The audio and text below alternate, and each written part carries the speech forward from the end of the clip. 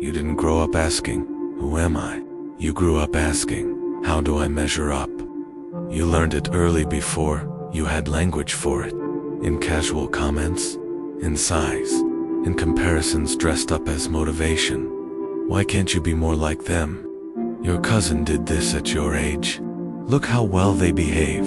Sometimes it wasn't even spoken. It was a glance, a pause. The way praise skipped over you and landed somewhere else. And you felt it in your body before you understood it in your mind.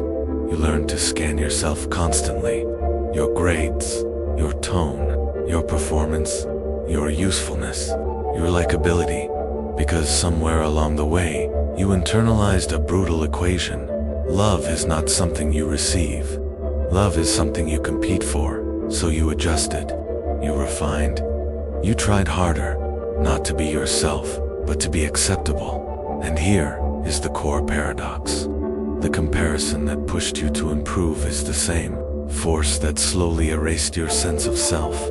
It made you sharp, aware, driven, but it also made you fragile in ways no one saw. Because when your worth is always relative, it is never stable. There is always someone ahead, always someone behind, always a scoreboard running in the background of your mind. And now, as an adult, you might feel this quiet fracture inside. You might succeed and still feel empty. You might receive praise and feel relief instead of joy.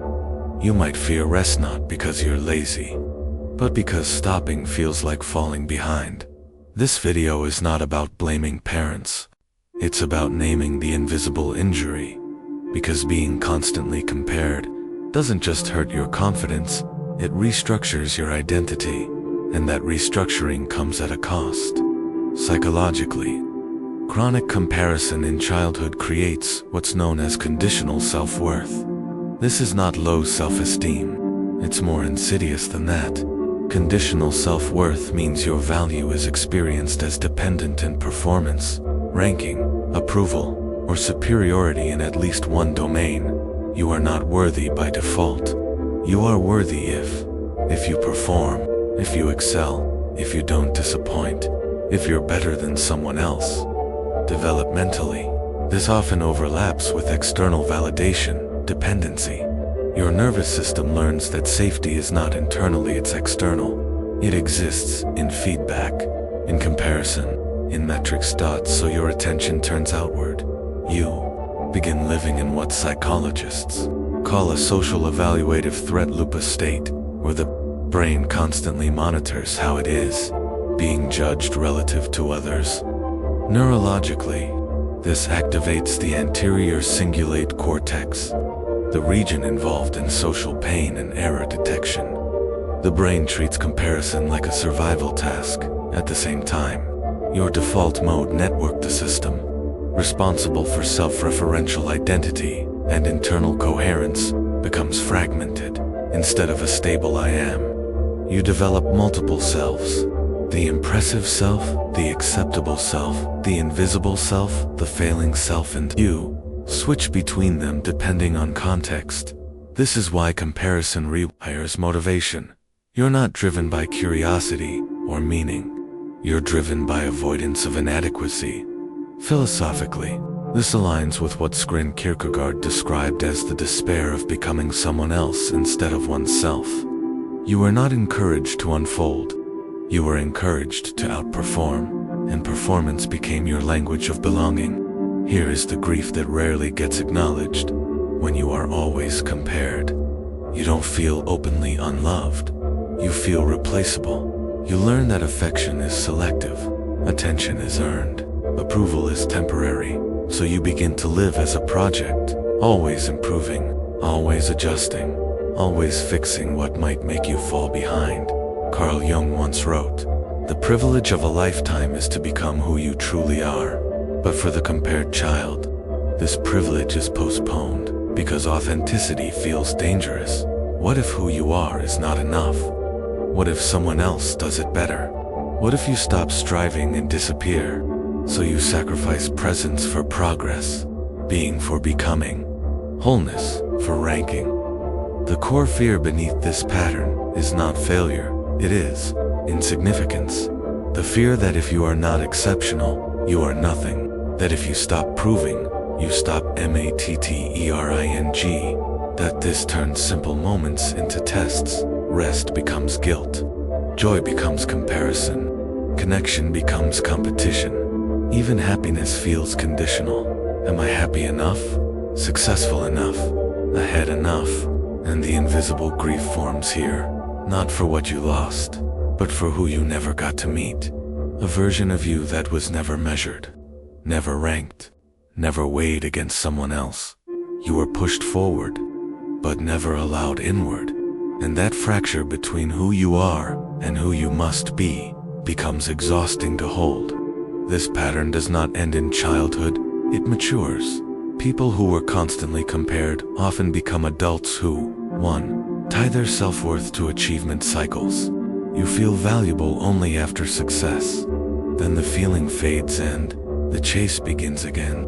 To experience chronic self-criticism, even when objectively successful, there is always someone better, and your mind never lets you forget it. Point 3. Struggle to enjoy accomplishments without comparison. Praise feels like relief, not fulfillment. 4. Feel threatened by others' success in people they love, not out of jealousy, but out of fear of being eclipsed. 5. Avoid trying new things unless they can be good quickly, because being a beginner feels like humiliation. 6. Experience identity confusion during stillness or transition. Without metrics, you don't know who you are. Here's the crucial reframe. These are not character flaws. They are coping strategies. Comparison once helped you stay visible. It helped you earn approval. It helped you survive emotionally. But survival strategies calcify when they go unquestioned. Healing begins with witnessing. Not fixing. Not forcing confidence, but noticing the comparison reflex as it arises. The moment you measure yourself, the moment joy collapses into ranking, the moment your worth feels negotiable, witnessing breaks the trance. Because what you see clearly, you stop obeying blindly. Healing from comparison is not about stopping ambition, it's about reclaiming authorship of your worth. 1. Of the most powerful practices, here is inner child. REPARENTING. This means consciously offering yourself what comparison denied you. Unconditional approval, permission to be average, safety without performance. It also involves shadow work, meeting the parts of you that feel less than, not to eliminate them, but to integrate them, because the shadow is where you're disowned. Humanity lives. You heal by practicing non-comparative presence. Moments where you do something with no audience, no metric, no outcome, just experience. Philosopher Ellen de Botton once said, "We are not loved for who we are, but for who we appear to be." Healing is learning to reverse that. To appear less and be more. You are not behind. You were trained to run a race that never ends. You are not broken. You were measured instead of met, and now, you are allowed to step off the scale. The goal is not to become superior, it is to become so rooted in yourself that comparison loses its power. If this resonated, share it with someone who grew up competing for love. And remember, you were never meant to be ranked. You were meant to be real, not better, not worse, whole.